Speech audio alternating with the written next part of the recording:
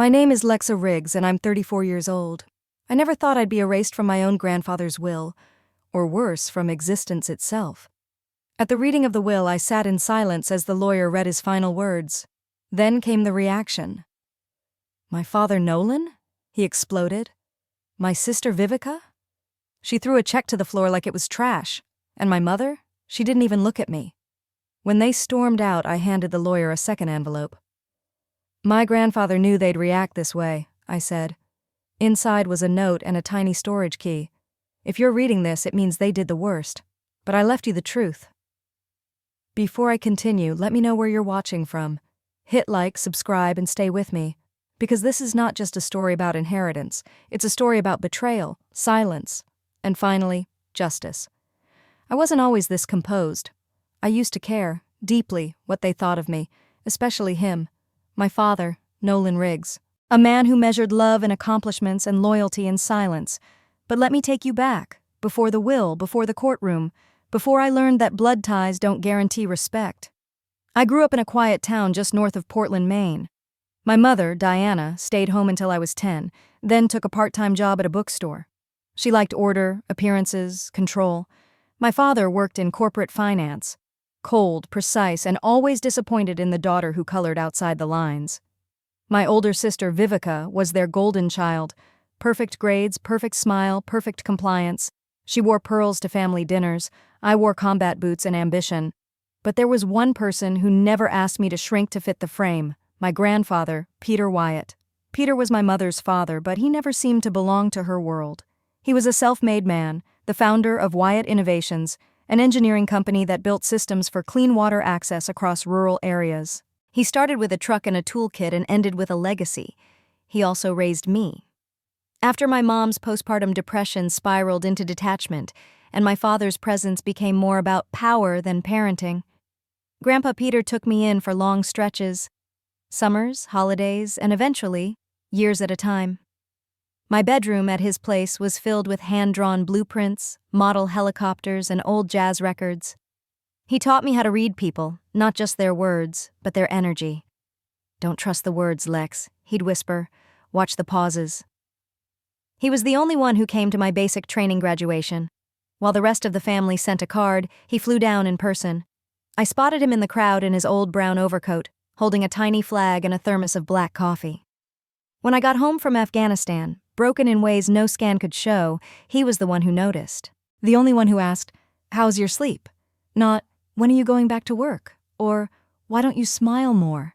He never pushed me to be someone else, just to be me, fully. That's why when he passed, I thought, maybe this was the moment the family would come together. Maybe they'd drop the masks. Maybe they'd even be kind. Instead, I walked into that cold, wood-paneled office where the will was read, and I watched my own family unravel like a cheap rug. When the lawyer, Mr. Halpern, announced that I was the sole beneficiary, Nolan's face turned a shade I'd never seen before. Vivica asked, "Is this a joke?" Then slapped the check down like it was an insult. Diana didn't flinch. She never does. She just turned her gaze to the window and adjusted her silk scarf. None of them looked surprised, just outraged. As if I had taken something that was rightfully theirs, as if my very existence offended them. But Peter had prepared for this. He left me a second envelope to be opened after the will. Inside was a handwritten note. "If you're reading this, it means they did exactly what I feared, but they won't erase you, they can't." And taped to the inside, a tiny metal key, with 3 etched words I didn't recognize at the time. Braylock, Depot, 7C. I stared at that key for a long time after the room had emptied. Mr. Halpern gently placed a hand on my shoulder like he was offering comfort, but also trying to usher me out. He had done his job. The will had been read. The room reeked of old wood, stale perfume, and freshly exposed resentment. Outside, the air was sharp with early winter. Nolan and Vivica were already in the parking lot, standing near his black SUV, voices low but furious. Vivica pointed toward the building like she wanted to storm back in. Nolan raised a hand to stop her, then looked up and saw me. He didn't yell. He didn't say a word. He just shook his head slowly, like I'd disappointed him one last time, as if he had been the one betrayed. I turned away, walked down the street, and ducked into a small diner I remembered from when I was a kid. Peter used to bring me here for pancakes and chess lessons. The corner booth was still there, same red leather, same crooked blinds, letting in just enough light to make the formica glow.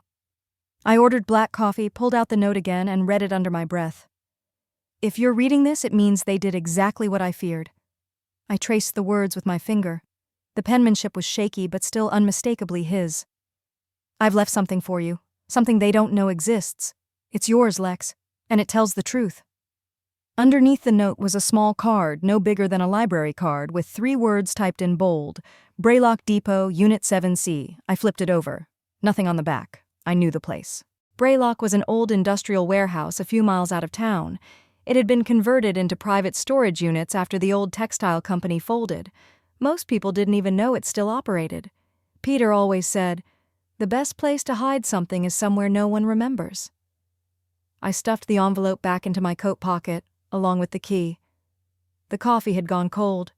I left cash on the table and walked out. My phone buzzed. It was a message from Vivica. "You know this doesn't make you one of us, right?" No greeting, no punctuation, just venom distilled into a single sentence. I didn't respond. I didn't have to. I knew in that moment I was no longer trying to be one of them. They had shut the door. And for the first time in years, I felt no urge to knock again. Back at my apartment, I laid out the note, the card, the key, like puzzle pieces. Something Peter wanted me to find. Something they tried to bury. But I could already feel it rising. The anger. The questions. The unspoken stories no one wanted told. Whatever was inside that storage unit, it mattered enough for Peter to hide it. And it terrified them enough to pretend I didn't exist. And now? Now it was my turn to stop pretending too. Because the truth had a name. And it was mine to reclaim. The next morning I drove to the bank. I figured I'd start simple. Confirm the trust, check the account, maybe get a better understanding of what Peter had left me beyond the official will. The woman at the reception desk scanned my ID, then scanned it again. Her polite smile slowly faltered. "I'm sorry, ma'am," she said, tapping at her keyboard. "I can't seem to find an active profile under this name." I frowned. "Try again. LEXA Riggs. Full name Alexandra Riggs. I've had an account here since I was 19. She double-checked, even typed slower the second time, like the letters might behave better if handled gently. Still nothing. "I can file a manual request," she offered, unsure, "but the system says this account was marked inactive over 10 months ago." 10 months ago? That was before Peter even passed away. Something didn't feel right. I left the bank and headed straight to the VA office. I had benefits, paperwork, certifications that should have been locked and archived under my name. My military record wasn't a small file. It should have taken up a drawer. The man behind the counter asked for ID. I handed him both my license and my discharge papers. 5 minutes later, he returned, brows furrowed. "I don't know how to say this," he began slowly, "but according to our system, you're listed as deceased." I blinked. "What?" There was a notation, flagged last year. Cause of death, non-combat related, filed by a family member. My heart dropped into my stomach. They hadn't just erased me from the family, they'd erased me from the system. "You have a contact name?" I asked. My voice was calm, too calm. The kind of calm you learn in combat zones where screaming never helps. He hesitated, glanced around, then scribbled something down on a post-it note and handed it over discreetly. Filed by Nolan Riggs. I stepped outside, sunlight burning white on the pavement. It felt unreal, like I'd stepped into someone else's nightmare. I was a ghost. No ID, no bank account, no digital footprint that connected to who I actually was. It wasn't paranoia anymore. It was reality. Calculated, deliberate, and signed with my father's name. I tried calling an old friend from my unit, someone I trusted like a brother. Straight to voicemail. Then I tried a former contact at Wyatt Innovations. Disconnected. I messaged a woman I'd trained with in Virginia. She read it but didn't reply. Everyone had gone silent, or worse, had been told not to respond. I went home and sat in the dark. No music, no lights, just the hum of the refrigerator and the echo of my own breathing. This wasn't just about inheritance anymore. It was erasure. It was a message. You don't matter, you don't exist, and no one will care if you scream. But Peter had known. He had seen it coming. That's why he left me the key, the depot card, the truth buried behind cold steel doors. They wanted me invisible. But they forgot something. You can't scare a soldier into silence, not when she's already walked through fire. I started with people I thought I could trust. Not friends. Not anymore. I was done expecting loyalty from those who disappeared the moment things got complicated. I went to someone who owed Peter everything. Dr. Rowan Weston. Peter helped fund her research when no one else believed in her. He introduced her at every engineering conference like she was his own daughter. I used to tease her about being the chosen scientist of the family. Her lab was now in a gleaming new facility downtown, the kind of place with fingerprint scanners on the elevators and minimalist art on every floor. I waited 15 minutes in the lobby before a young assistant in a navy blazer came down. "Dr. Weston is unavailable," he said, not meeting my eyes. "She's in back-to-back calls all day." I handed him a note anyway. Just a few lines, just in case she remembered. I never heard back. Next, I drove to the outskirts of town. Gloria Huntley's house was a 2-story colonial wrapped in ivy, the same place she and Peter used to work late into the night. She was his legal advisor, his chess partner, his co-conspirator in everything good and difficult. She opened the door halfway, face pale behind her thick glasses. "Lexa," she said cautiously. "I just need 10 minutes, I told her. "You know what Peter meant to me." Her hand tightened on the doorframe. "Lexa, I think it's best if you don't come around anymore." "Gloria, what happened to you?" Her jaw clenched. "You don't understand what you're walking into. This isn't just about you or Peter or that key you're carrying around. You need to let it go." "I can't." "Then be careful." She shut the door before I could say another word. I stood there, staring at the wood grain in the door like it might spell out a reason. A betrayal. A warning. They weren't just avoiding me. They were scared. Back in the car, I sat still for a long time. I wasn't just cut off from systems. I was being erased from people's memories, too. Not because they didn't care, but because they were afraid of caring. Of being associated with the one person Nolan Riggs had decided didn't exist. Fear spreads fast in small towns, especially when power's involved. I checked my rearview mirror. No one was following me, yet somehow I felt watched anyway. I drove for hours after that. No destination. Just the road, the silence, and the weight of knowing that even the people who loved Peter once were now too afraid to stand in the shadow of his truth. At a gas station off Route 9, I caught my reflection in the window of the mini-mart. Tired, hollowed out, but still standing. I wasn't broken, just peeled back to bone and nerve and grit. Sometimes the people you think will fight with you are the first to leave the ring. But sometimes the most dangerous fighter is the one who's been left behind. Peter didn't raise me to beg for backup. He raised me to finish what he started. And that meant I needed to stop asking for permission and start digging for the truth, even if I had to do it alone. The warehouse sat like a forgotten giant on the edge of town. Braylock Depot, faded paint, cracked pavement, and a rusted chain-link fence that had seen better decades. If you didn't know what you were looking for, you'd think the place had been abandoned sometime after the Cold War. I parked out front and killed the engine. The key Peter left me was small, silver. The kind of key you'd overlook unless you knew it opened something important. I ran my thumb along the edge, felt the tiny groove where the number 7C was etched by hand. Inside, the air was dry and still. The fluorescent lights flickered with a low hum, casting long shadows down the rows of numbered units. I found 7C near the back. The door was dented in one corner, like someone had once kicked it in frustration. The lock was old, but the key fit perfectly. It turned with a click that echoed louder than it should have. I held my breath and pulled the door open. No booby traps, no drama. Just a metal shelving unit, a safe, and 2 cardboard boxes. I stepped in, heart pounding, not with fear, but with something closer to reverence. Like I was walking into a memory I hadn't lived yet. The boxes were neatly labeled. One said, Company Archive. The other just said, NR. I opened the safe first. Inside, tucked into a sealed envelope, was a flash drive and a video disc labeled in Peter's handwriting, LEXA Watch Alone. I took it all, sat on the floor, and pulled out my laptop. The screen flickered to life. Then Peter's face appeared. He looked tired. His hair was thinner, whiter than I remembered, and his voice trembled slightly, but his eyes were clear, focused, as if he knew exactly what this moment would feel like for me. "Lex," he began, "if you're seeing this, it means I'm gone, and it means your father did what I feared most." He paused. I trusted Nolan for far too long. I wanted to believe he'd change, but he didn't. And when he realized I intended to leave the company and the family trust to you, he took steps. I swallowed hard. Peter continued, voice low and deliberate. He fabricated documents, altered my medical records, told the board I wasn't of sound mind.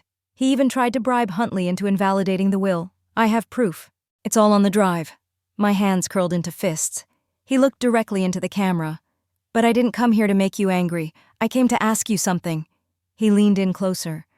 Don't let them rewrite history. Don't let them erase the work we did, the people we helped, the lives we changed. Wyatt Innovations was supposed to stand for something. I built it from nothing and I gave it to the only person who understood why it mattered. He paused again. I gave it to you. The screen went black. I sat in silence for a long time, the laptop screen glowing dimly in the dusty air. This wasn't just betrayal anymore. It was sabotage, and it wasn't just personal. It was war. But Peter hadn't left me empty-handed. He'd left me the truth. And now, I had names. I had evidence. And for the first time since this all began, I had something they couldn't ignore. I stood up, pocketed the drive, and closed the unit behind me. Braylock may have looked like a graveyard, but for me, it had just become a battlefield. I didn't sleep that night. Instead, I sat on the floor with the flash drive, the envelope, and a stack of Post-it notes. Everything Peter had exposed in that video was real. It matched the sinking feeling I'd been carrying in my gut for years. But instinct wasn't going to cut it anymore. I needed proof. Verified. Documented. Bulletproof. I needed people. Not family. Not friends. Professionals. People who didn't scare easily. I started with Deanna Rhodes. She was a lawyer, tough as steel, with a reputation for making corporations and corrupt heirs sweat bullets in courtrooms. Peter had mentioned her once, years ago, said she was the kind of woman who could slice through lies like a surgeon with a scalpel. I found her through a mutual contact at a veterans legal fund. She agreed to meet in a public park, away from her office. She showed up in jeans, aviator sunglasses, and a leather briefcase that looked like it had survived a few courtroom wars. I read your message, she said, cutting to the chase. You're telling me your father filed you as deceased so he could take control of your grandfather's company. He didn't just file the paperwork, I said. He hacked into my identity, erased me from financial and federal systems, and convinced a legal team that my grandfather was mentally unfit when he rewrote the will. She studied me for a long second, then sat down beside me on the bench. If even half of what you're saying is true, I'm in. That was all I needed. Next, I reached out to Tanner Quinn. Tanner was a handwriting analyst, forensic document examiner, and former FBI contractor with a chip on his shoulder and a knack for exposing fraud in high places. He ran a small practice now out of Vermont, mostly working divorce cases and white-collar disputes. When I emailed him scanned copies of Peter's signature side by side, one from the will, one from a personal letter, I got a call back within the hour. I don't usually say this before a full report, Tanner said, but these two signatures aren't just different. One of them was done with a traced overlay. This is amateur-level forgery. You can testify? I've done it before. And then finally, I called Ezra Manchester, investigative journalist, former war correspondent. Peter used to forward me his articles from time to time, especially the ones about whistleblowers and corporate takedowns. Ezra had a voice like gravel and a moral compass that rarely bent. He didn't say yes right away. He asked for every detail. Then he went quiet for 30 seconds. And finally he said, If this is real, it's going to be ugly. They'll come after you hard. I didn't flinch. They already have. That sealed it. Send me the files. I'll start digging. By the end of that week, I wasn't alone anymore. I had a lawyer who knew how to shred false wills, a forensic expert who could dismantle forgery in a courtroom, and a journalist who wasn't afraid to throw gasoline on a fire, if the truth was the spark. I didn't have money. I didn't have backup. But I had something more dangerous than both. I had nothing left to lose. The courthouse was old. Marble floors, oak benches, stained glass windows that filtered in the morning sun like it was trying to soften the truth about what happened in that building. It didn't work. Truth rarely comes dressed in sunlight. I sat at the plaintiff's table, flanked by Deanna, calm and razor-sharp in a navy blue suit. Tanner sat behind us, flipping through his folder of signature samples like he was prepping for surgery. Ezra wasn't in the courtroom. He was outside, standing with a small pack of reporters and a handheld mic, prepping the public for what was about to come out. My name hadn't made headlines yet, but Peter Wyatt's had. When a man like him leaves everything to his granddaughter, and then that granddaughter is declared legally dead less than a year before, people start asking questions. That's what scared them, and that's why they were here. Nolan walked in first. Tailored suit, polished shoes, face blank. Not anger, not guilt, just calculation. The way someone looks when they're weighing a chess move 3 turns ahead. Vivica followed behind, dressed in soft tones, her hair pulled back in a careful braid. She clutched tissues in one hand like she'd already rehearsed how to cry without smudging her mascara. They sat across from me. I didn't look away. The judge entered, the room stood, and the clock started ticking. Opening statements were brief. Deanna's voice was cool and deliberate. We intend to prove that the late Peter Wyatt's final will was knowingly suppressed and that the primary beneficiary, Alexandra Riggs, was systematically erased from legal and financial records in an effort to seize control of Wyatt Innovations. The other side called it a misunderstanding. They claimed the will was outdated, that Peter had changed his mind but never formalized the new documents, that I had abandoned the family years ago, that I was troubled, unstable, estranged. They played the character card hard. Vivica's lawyer painted her as the loyal daughter who had always been there. Nolan was described as the backbone of the family, the one who had held things together after Peter's decline. I wanted to laugh. Instead, I wrote down every word they said. Every lie was going to help me tell the truth. Then the judge turned to me. "Miss Riggs, you may take the stand." I stood up, walked slowly, and took my seat. I looked directly at the jury. "My name is LEXA Riggs," I said, my voice steady. "I'm not here because of money. I'm here because someone tried to erase me, not just from a will, but from my own life." I explained what had happened. From the moment Peter passed, to the moment I walked into a bank and was told I didn't exist.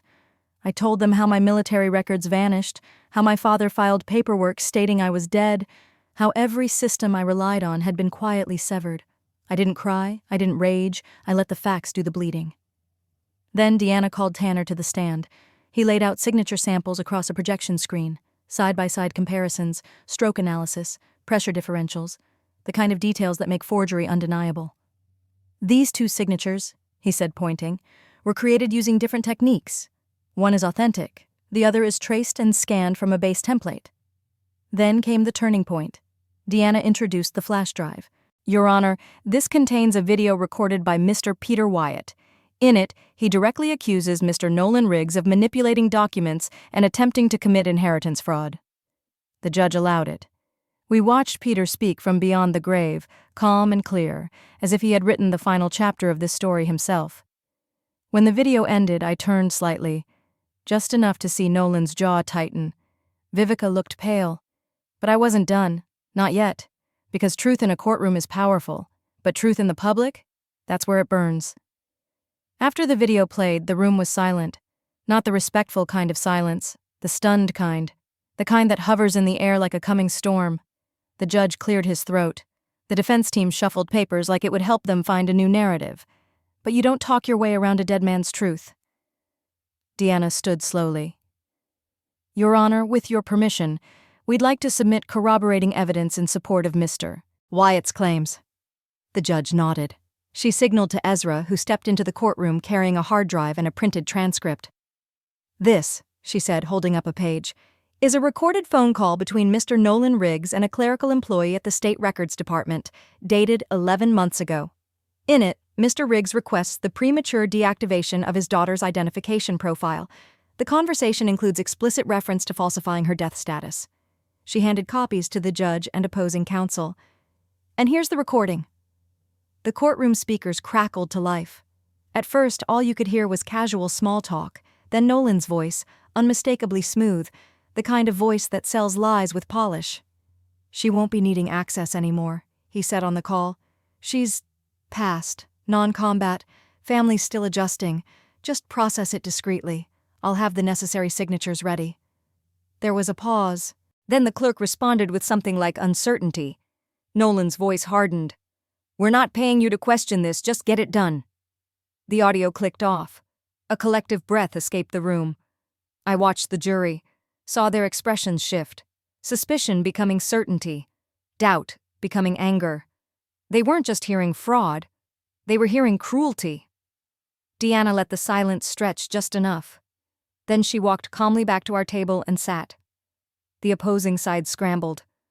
Vivica whispered furiously into her attorney's ear.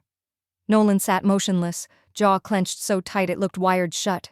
But he wasn't broken yet. He was calculating. I could see it behind his eyes. He was already trying to spin the next version of the truth. That's when Ezra passed me his phone under the table. His text read, "It's out. Article published. Video embedded. Trending already." I clicked the link. Headline: Betrayal in the Bloodline. Decorated veteran erased by own father in fight for fortune. Below that, a still image of Peter in the video, and next to it, a photo of me in uniform. The article detailed everything: the inheritance, the forged documents, the false death certificate. It even included quotes from Tanner's expert analysis. I looked around the courtroom. People were already getting notifications on their phones. One of the jurors glanced down, then caught themselves. The truth wasn't just on display in this room anymore. It was everywhere. And Nolan knew it. He leaned forward slightly, hands folded, face still impassive, but his fingers were twitching, the only sign that the fortress was cracking. Then Vivica made her move. She stood up suddenly, unprompted by her lawyer. "Your Honor," she said, voice trembling, "I need to say something." The judge raised an eyebrow but gestured for her to proceed. Vivica looked straight at me. "I didn't know," she said quietly. "I swear to God, I didn't know he declared you dead." She turned to the judge. "I thought LEXA left, that she didn't want to be part of the family anymore. I thought this whole thing was just a misunderstanding. But now," her voice broke, "I don't even know who we are anymore." Nolan didn't look at her. He just stared straight ahead. Because for men like him, there is no family, only control, only legacy. And now that control was slipping through his fingers like dust. The tide had turned, but the fight wasn't over yet. When court resumed the next morning, the air felt different. No one was whispering. No one was scrolling through their phones. Every pair of eyes was forward, fixed on the bench, waiting for the gavel to strike like a match. Even Nolan looked smaller. The polished exterior was still there, suit pressed, tie perfect, but the weight behind it had shifted. His confidence didn't walk in with him. It crawled behind, hesitant and bruised. The judge took his seat, adjusted his glasses, and looked around the room. "I've reviewed the evidence," he began, voice steady but sharp. "And I want to make something very clear before we proceed. What we're dealing with here is not simply a family dispute. It is, in the court's opinion, an orchestrated attempt to manipulate legal documentation, identity records, and estate proceedings." He turned toward Nolan's side. "Mr. Riggs, the actions taken to declare your daughter deceased without any formal verification or consent are not only unethical but potentially criminal. This court is referring that matter to the state attorney's office for further investigation." Vivica flinched. Nolan didn't move. Then the judge continued. "As for the matter of inheritance, the court finds the last verified will of Mr. Peter Wyatt to be legally sound, uncontested by any valid revision, and clearly designating Alexandra Riggs as the sole heir and legal successor." The words hit like a quiet explosion. For a second, I just sat there, not smiling, not crying, just breathing. For the first time in months, I was breathing like I hadn't been dragging the weight of erasure behind every inhale. Deanna placed a hand on my arm. "You did it," she whispered. But it didn't feel like victory. "Not yet." The judge leaned forward. "This court also orders a temporary injunction on Wyatt Innovations to ensure no assets are transferred or liquidated until full transition of leadership is complete. Ms. Riggs, you will assume all rights and responsibilities as primary shareholder and CEO, effective immediately." My name echoed in that space. Not as an accusation, not as a ghost, but as truth. LEXA Riggs, living, present, unshaken. Nolan finally reacted. Not loudly, not dramatically. Just a slight inhale, as if realizing that for the first time in his life, someone had said no to him and made it stick. As the courtroom emptied, reporters swarmed, cameras flashed, mics extended. Ezra was already giving a quote. "She didn't win because she had money or power. She won because she had proof, and because she refused to disappear." Vivica approached me outside, slow and uncertain. Her eyes were red, but not from tears, from unraveling. "I didn't know it would go that far," she said. "I believed him. I thought you just wanted to take everything." I looked at her. "I didn't want everything," I said. "I just wanted what was mine, and I wanted the truth." She nodded, hugged herself like she was cold, then turned and walked away into the crowd. "And Nolan?" He walked out, flanked by 2 lawyers, his face like granite. No apology, no recognition. Just the silence of a man watching his empire slip into hands he never respected, because those hands belonged to a woman who didn't beg. I stood on the courthouse steps as the wind picked up. People passed, traffic moved, the city kept humming. But something in me had shifted. The fight was over, the truth had spoken, and this time it had a name. Mine. The courthouse was nearly empty when I stepped back inside. Most of the press had gone. The echo of closing arguments still clung to the walls like smoke, but the room had exhaled. The weight had shifted. The fight was over. Or so I thought. I found Vivica in the hallway outside the judge's chambers. She was sitting on a bench beneath a faded oil painting of a lighthouse. Her hands were clasped in her lap. Nails chipped, makeup smudged. Her posture slouched in a way I'd never seen before, like she wasn't holding it together for anyone anymore. When she looked up, I saw something I hadn't seen in her eyes in years. Not anger, not pride, just exhaustion. She stood slowly, as if unsure whether to approach or walk away. "I thought you'd be gone by now," she said. "I could say the same to you." She offered a half smile. I deserved that. We stood there in silence for a long moment. Just 2 women, sisters by blood, strangers by choice. She took a breath. "I came here to say I'm sorry. I know it's late. And I know it doesn't fix anything." I studied her face. The same face that used to sit across from me at breakfast, trading cereal boxes and secrets. The same face that had been so quick to disappear when the truth became inconvenient. "You knew something was wrong," I said. "Even if you didn't know the details.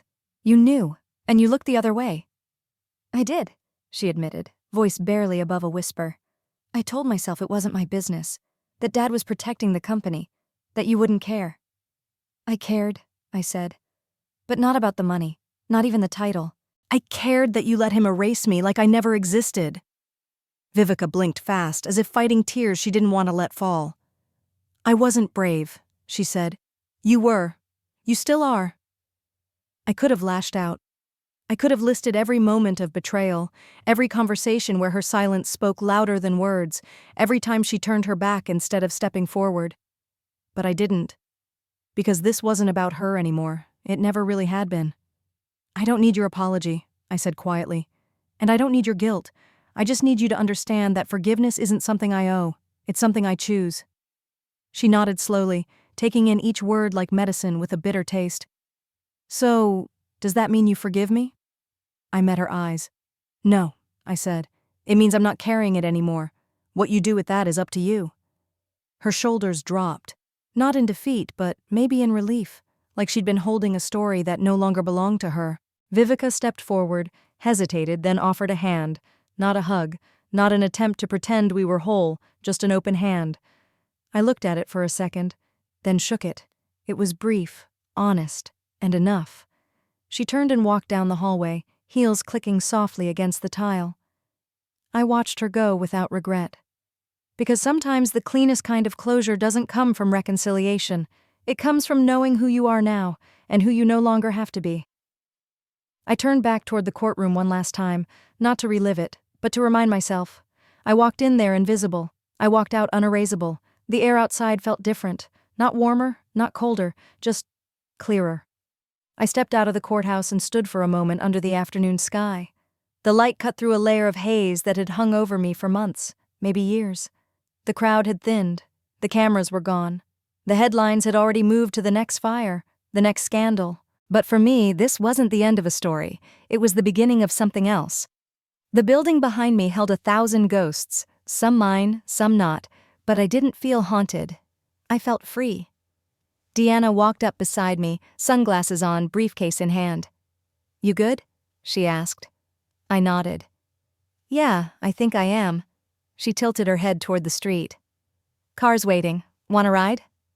"I'll walk," she smiled. "Figures." I shook her hand. "Thank you. For everything." You don't owe me anything, Lexa. You did the heavy lifting. I just made sure the system didn't look away.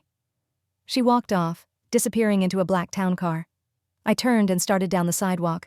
Block by block, step by step, I could feel something loosening in me. The tension I'd been carrying in my shoulders, the habit of looking over my shoulder, the invisible weight of trying to prove I was real in a world that had tried to write me out. People passed me. Some looked twice, recognizing my face from the news. A few smiled, nodded, whispered to each other, but no one stopped me. And I didn't stop for them. Not out of coldness, out of clarity. This fight had never been about becoming famous. It had been about becoming whole. 2 blocks later, I ducked into a small cafe, the same one Peter used to take me to after school. They'd changed the wallpaper, added new chairs, but the smell of fresh coffee and old wood was still the same. I sat at the corner table, ordered black coffee, no cream, no sugar, just as he liked it. I pulled a notebook from my bag and opened to a fresh page. At the top, I wrote 2 words: begin again. This wasn't just about a company or a courtroom. This was about reclaiming the foundation, not just of Wyatt Innovations, but of me. Peter had always said, legacy isn't what you leave behind, it's what you build that can't be stolen. He was right. I'd thought this would feel like revenge, like victory, but it didn't. It felt like rebuilding. From ashes, from facts, from truth that had been hidden under years of manipulation and silence. I had the documents now. I had the CEO title. I had a team waiting for me on Monday morning to walk into that glass tower under my name. But more than that, I had the quiet. The kind of quiet that comes after a storm finally runs out of rain. I thought of Nolan then. Not with rage, just curiosity. I wondered if he understood yet, that no amount of control can erase someone who refuses to disappear, that truth, even buried, has roots, and eventually it grows back through concrete. I sat there for a long time, not planning, not calculating, just being, present, real, unmistakably alive, and ready for what came next. The doors to Wyatt Innovations were heavier than I remembered, or maybe I was just carrying more with me now. Not weight exactly, more like memory, history. A legacy finally returned to the hands it was meant for. I stepped into the lobby that Monday morning with my head high. It was quiet. Not the kind of quiet that comes from peace, but the kind that follows tension, like the building itself was holding its breath, waiting to see what I'd do. People stared, not in a rude way, more like they didn't know what to say. I wasn't a stranger, but I wasn't familiar either. I was the ghost who came back, and this time, with a key card. The receptionist stood up as I approached. "Good morning, Miss Riggs," she said. "Your office is ready. Mr. Kavanaugh from Legal is waiting for you in the executive conference room." I gave her a nod. "Thank you, and call me Lexa." She smiled, a little surprised, and sat back down. The elevator ride to the top floor was quiet. Just me and the soft hum of machinery. The company logo still hung above the doors, sleek, silver, sharp. But it didn't intimidate me anymore. It didn't belong to them. It belonged to me now. The executive suite was exactly as Peter had described in his old notebooks. Clean lines, glass walls, too much granite for a man who preferred wood and iron. He never liked the coldness of corporate design, but he kept it because image mattered to investors. That was going to change. Mr. Kavanaugh greeted me with a stack of folders and a nervous smile. He was head of legal counsel, middle-aged, well-pressed, and clearly not sure what to make of me yet. "We've started the process of removing Mr. Nolan Riggs from all decision-making systems," he said. "His internal access has been revoked. The board is adjusting." "Let them," I said simply. "It's time they learned how to build something without being afraid of losing control." He looked down, then offered a small nod. "We've also reviewed the charitable division," he continued. "It's been largely inactive for years. Would you like to dissolve it?" I shook my head. "No, I want to expand it." He blinked. "Expand?" I leaned forward. "We're going to create a new arm of Wyatt, one that doesn't exist to impress donors or secure tax breaks. I'm calling it the Riggs Veterans Trust, housing assistance, legal services, career transition programs, especially for women." He sat back slowly, absorbing the shift. "That's ambitious," he said. "It's overdue." Peter didn't build this company to make the rich richer. He built it to solve problems, real ones. water systems for rural areas, sustainable engineering for communities people forgot. He'd always believed business could serve more than a bottom line. So did I. I spent the rest of the day walking the halls, listening, watching, asking names, learning who'd stayed loyal when the leadership went dark, learning who had looked the other way. Some people avoided my gaze, others met it with relief. By sunset, I stood alone in Peter's old office. The view overlooked the city just like he described. Big sky, long shadows, quiet power. On the shelf, still untouched, was a photo of him and me. I must have been 10, grease on my cheek, missing tooth, smiling like I'd just solved the world's biggest puzzle. Maybe I had, or maybe I was just getting started. We launched the announcement on a Wednesday. No fanfare, no champagne. Just a simple press release. Wyatt Innovations establishes Riggs Veterans Trust, a foundation dedicated to housing, legal aid, and career transition support for female veterans. It went live at 10 a.m. By 10:04, my inbox was already full. Some messages were supportive. A few came from staff I hadn't even met yet. Short notes saying thank you or finally.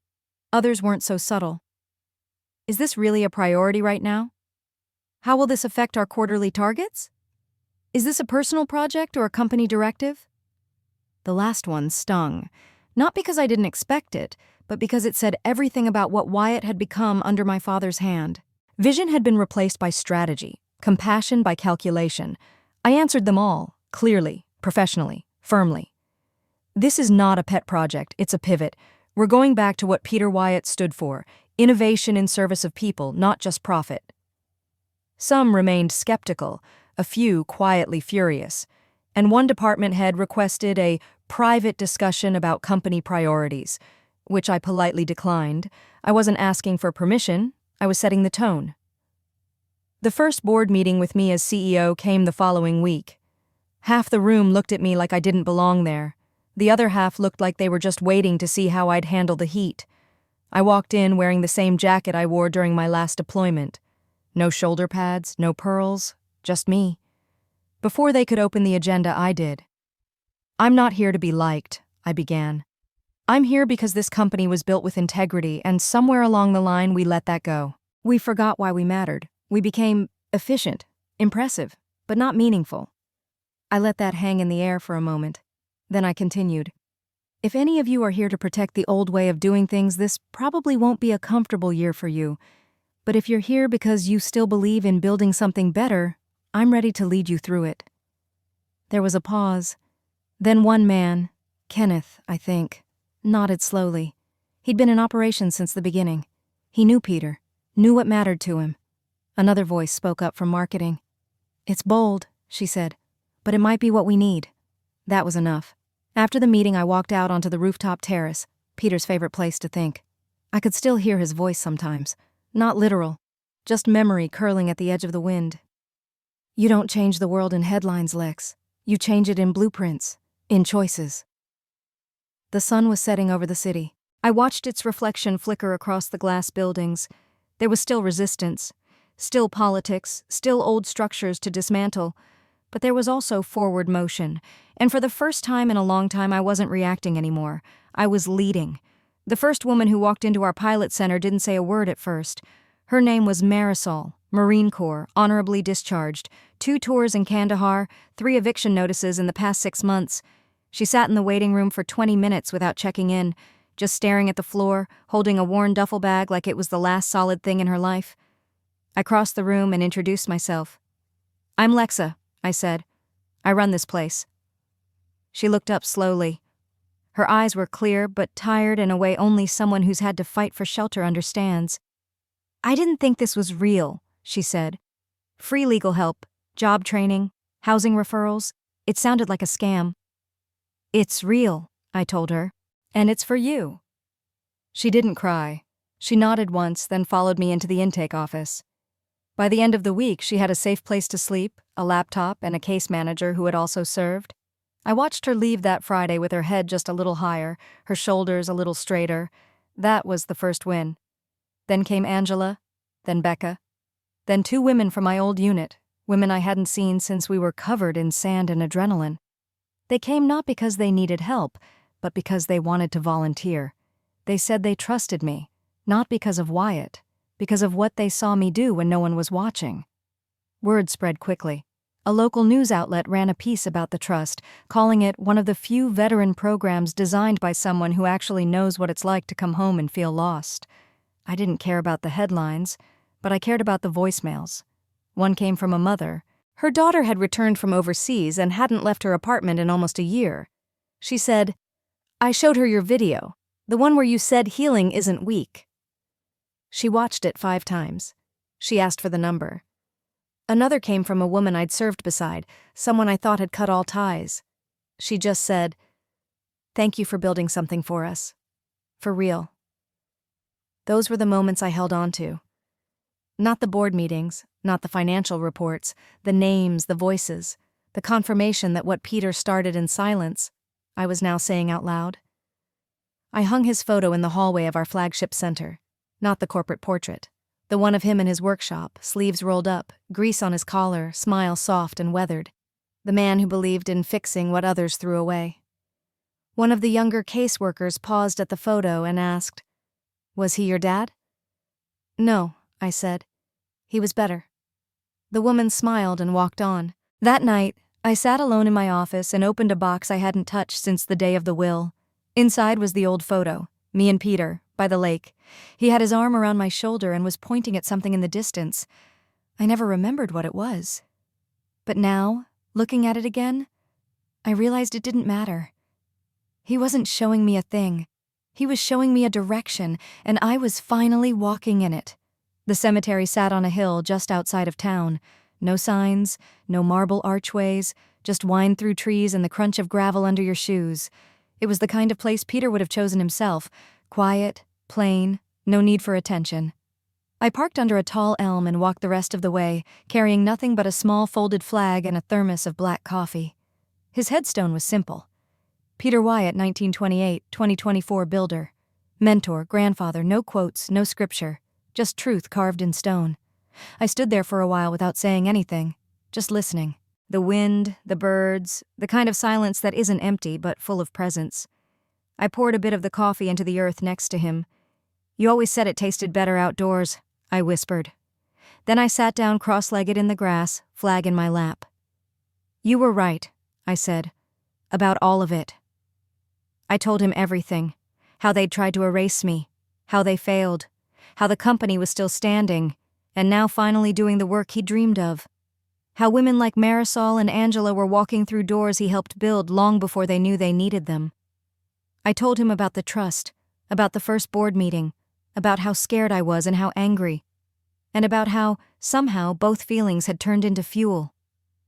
"I thought I came back for a fight," I said, "but what I really came back for was a foundation." My voice cracked a little there. Not because I was grieving, because I was grateful. Peter didn't leave me a mansion. He left me a map, and somehow, even in his absence, I'd followed it. I stood up and brushed the grass from my jeans, pulled the folded flag tighter to my chest, looked up at the sky that stretched wide above the trees. "You were never trying to protect me from them," I said. "You were preparing me to stand in front of them." I placed the flag gently at the base of the headstone. Then I reached into my coat pocket and pulled out an old brass nameplate, faded and scratched but still legible. LEXA Riggs, lead system specialist. It was from my first tour. Peter had kept it all those years in his workshop drawer. I'd found it in the storage unit, tucked inside a small wooden box labeled "Tools That Matter." I set it next to the flag, not as a tribute, as a reminder. That names can be stolen, but identity? That has to be surrendered. And I never did. I took a deep breath and let it out slowly, the kind you only learn to take after carrying too much for too long. Then I smiled, not because everything was fixed, but because I was no longer lost. I touched the edge of the stone one last time. "Thank you," I said, and I meant it, not just for the legacy, but for seeing me long before the world ever would. The strange thing about peace is how unfamiliar it feels at first. After months of courtrooms, headlines, and hushed whispers behind closed doors, silence no longer felt threatening. It felt earned. I moved into a modest apartment just across the river. Nothing fancy. 2 bedrooms, brick walls, an old fireplace that worked only when it felt like it. But it was mine. No one else's name on the lease. No one hovering just out of frame. The first night I slept there, I didn't dream. I just rested. There were no locks to double-check, no voices playing back in my head. Just the quiet hum of a refrigerator and the sound of my own breath. The kind of silence that doesn't ask for anything in return. Wyatt Innovations kept moving. Not faster, just steadier. The kind of momentum that comes from people aligning with purpose instead of politics. The Riggs Veterans Trust opened its second center in Asheville. Marisol now ran the Boston branch. Angela had joined the board. And Ezra? He still called once a week just to check in, usually opening with, "You scare the hell out of them, you know that?" I'd laugh and say, "Good." But the truth was, I didn't want to scare anyone anymore. I just wanted clarity and boundaries and space. I started keeping Sundays for myself. No work, no headlines, no company emails, just long walks, old jazz records, and black coffee brewed slow. One Sunday, I got a call from my mother. I let it go to voicemail. She didn't leave one. Another Sunday, a letter came. No return address. Just her handwriting, still perfect, still distant. I didn't open it right away. Not out of anger, out of caution. Because peace, once earned, is something you learn to protect. When I finally opened the envelope, it was short. "I saw the article. You did what you said you would. I don't know if you want to hear from me, but I wanted to say, you were always stronger than I knew." No apology, but no excuses either. I folded it and tucked it between the pages of an old field journal. That's where it belonged. In the past. A part of the record, but no longer part of the voice guiding me forward. People kept asking what I was going to do next. Would I stay as CEO? Run for office? Write a book? The truth? I didn't know. And I didn't need to. For the first time, I wasn't chasing anything. I wasn't running from anything either. I was just walking forward, at my own pace, in shoes I didn't borrow or shrink myself to fit. I stopped answering calls from certain people. Not out of bitterness, but because I finally understood something Peter used to say when people disappointed him. "LEXA," he'd say, "not everyone deserves a front row seat to your story. Some people are better viewed from the balcony, and some don't need a ticket at all." I wasn't angry with the people who left when things got hard, but I also wasn't inviting them back. Because surviving betrayal teaches you something that no degree, no title, no court ruling ever could. It teaches you how to choose yourself. And I was finally doing that. Daily, deliberately, not loudly, not vengefully, just with quiet certainty, a kind of grace that isn't soft, it's steel, wrapped in stillness. A few weeks after the letter from my mother, I got a message from Vivica. It wasn't dramatic, no long apology, just a simple text. "Coffee sometime? Just to talk." I stared at it for a while. Then I turned off my phone and went back to watering my plants. I wasn't avoiding her, I was deciding, there's a difference. 2 days later, I said yes. We met at a quiet cafe near the park, not far from where Peter used to take us when we were kids. I arrived first, chose a table near the window, ordered black coffee. Vivica came in 10 minutes late as always. Same smooth hair, same careful blouse, but she looked different this time. Not fragile, not combative, just human. She sat down slowly and didn't speak right away. "I wasn't sure you'd show," she said. "I almost didn't." She nodded, letting that land. The waitress came and went. Coffee cups clinked. The noise around us was soft and distant. Vivica finally said, "I'm not here to defend anything. I've done enough of that to last a lifetime." I didn't respond. She went on. "I thought being quiet was keeping the peace. I thought following the plan was love. And maybe it was, in some twisted way, for Mom and Dad." She looked down at her cup. "But it wasn't love for you." "No," I said. "It wasn't." There was a pause. "I've been going to therapy," she said, "trying to unlearn things. I don't know if that means anything to you." "It might, someday." She nodded again. We talked a little longer. About Peter, about the company, about how hard it is to rebuild when the foundation was always cracked, and then she said something I didn't expect. "I don't want to fix this," she said. "Not today. I just want to stop pretending we were never sisters." That landed differently, because it wasn't a request for forgiveness. It was a request for honesty. And honesty I could give. I said, "We can start there. But I won't carry anything anymore. Not the silence, not the guilt, not the responsibility to make things okay for everyone else." She looked at me, eyes misty but clear. "I know. I don't want you to." We left it there. No hug, no promises. just the kind of peace that comes from naming things out loud. I walked home afterward and sat at my kitchen table for a long time. Then I pulled out a box I hadn't opened since the day of Peter's funeral. Inside were old family photos, school awards, a faded drawing of a house I made when I was 7. On the back, Peter had written in pencil, "Her own place, her own rules." I smiled. That night I wrote 2 letters, one to my mother, one to Nolan, both short. To her I wrote, "I received your note. I appreciate the acknowledgement. I hope you find your own peace. I've found mine." To him, I wrote only one line, "You don't have access to me anymore." I didn't write it out of spite.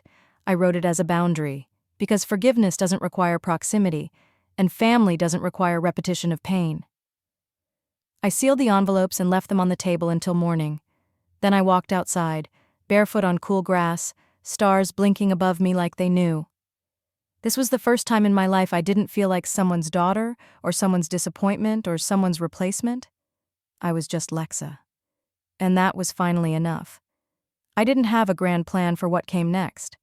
No 5-year blueprint, no keynote speech, no press conference, just mornings that began with stillness instead of survival. Just evenings where silence didn't mean danger.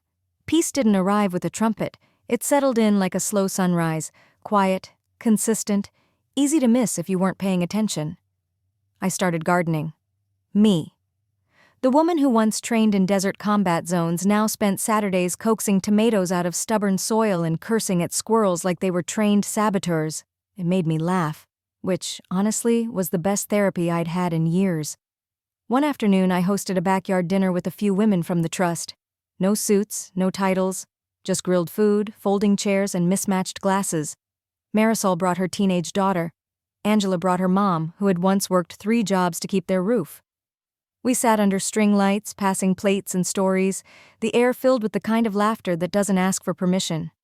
At one point, someone asked me what it felt like to win. I didn't answer right away, because winning used to mean proving them wrong. Now it meant waking up and not questioning if I belonged in my own life. It meant no longer shrinking to make others feel tall. It meant knowing I could walk into a room and not need to fight for a seat.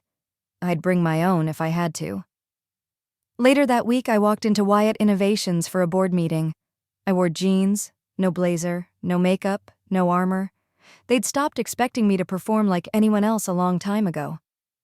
I sat down at the head of the table and opened with a line Peter once said to me when I was 13 and wanted to quit science camp because I was the only girl in the program. "You can leave," he said. "But just remember, if you do, the next girl behind you has to push harder to stay." I stayed. And now so did they. All the women, all the veterans, all the people who had once been told, "This isn't for you." It was for them now. That afternoon, I walked through the lobby and passed a young intern, wide-eyed, nervous, probably wondering if she'd ever be taken seriously in a world still stitched by old hands. She smiled. I smiled back. She didn't know the whole story. She didn't have to.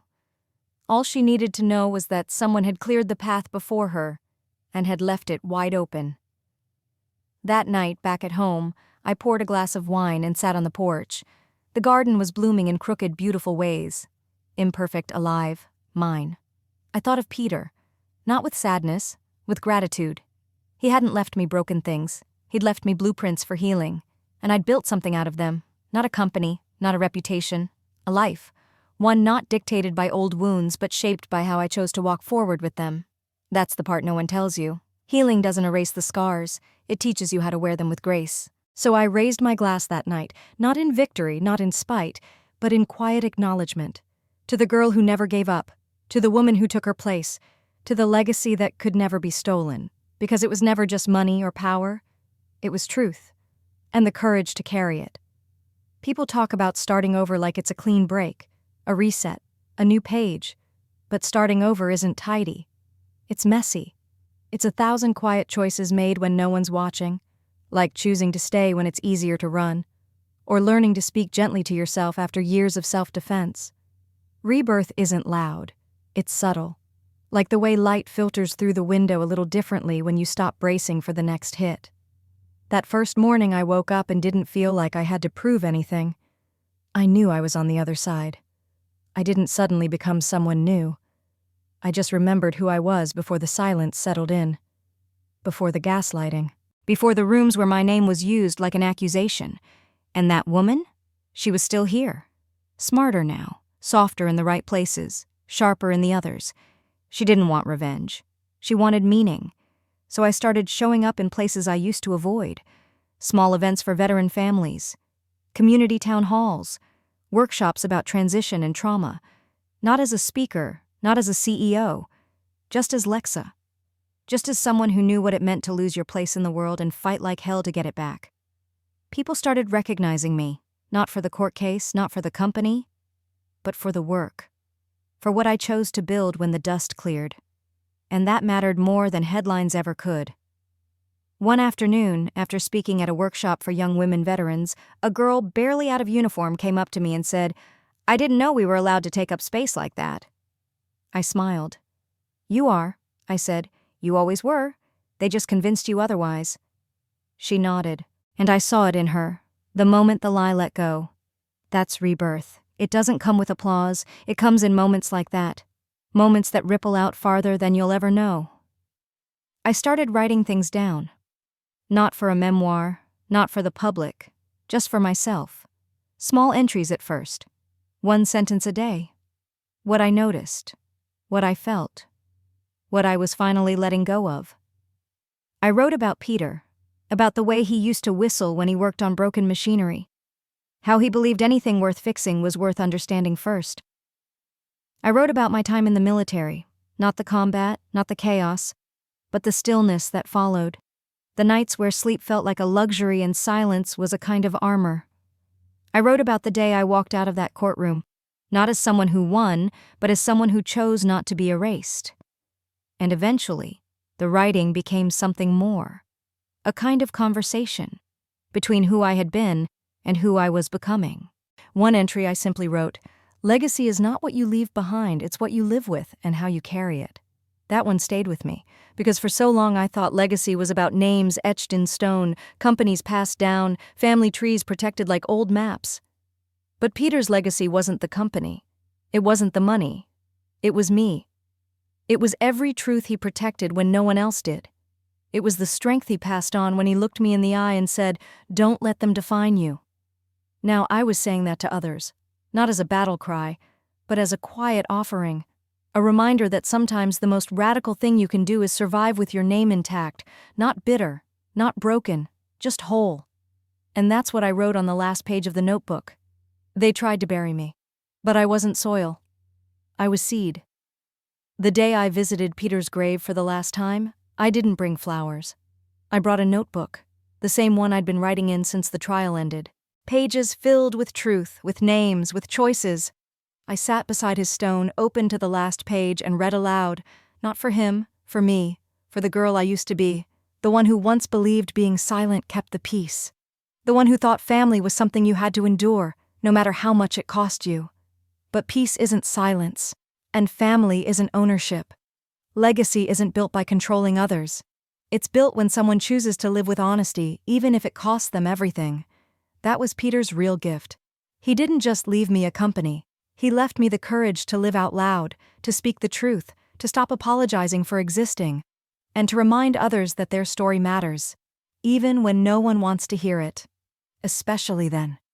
So if you're watching this right now, wondering if you're the problem because you no longer want to carry the weight of someone else's version of you, you're not the problem. You're the beginning. Let them be uncomfortable. Let them call you difficult. Let them accuse you of changing. Because the moment you stop apologizing for surviving, that's the moment you start living. If this story spoke to you, share it. With someone who needs to hear they're not alone. Leave a comment. Tell your story. Say the thing you were told to keep quiet. And if you've ever felt invisible, erased, or replaced, take up space anyway. Because the truth? They didn't bury you. They planted you. Now it's time to rise.